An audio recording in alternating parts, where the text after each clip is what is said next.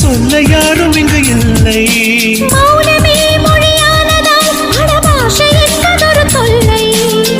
அடுத்தொன்று தோன்றது வெண்ணிலா நீராற்றிலே என்றும் இழுந்து பார்த்தவர்கள் இல்லை. வெண்ணிலா தங்கச்சேற்றிலே என்று வீழ்ந்து போனதொரு தொல்லை.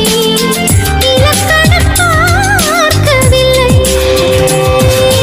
திறக்கும் முட்டுகள் தேதி பார்ப்பதும் இல்லை.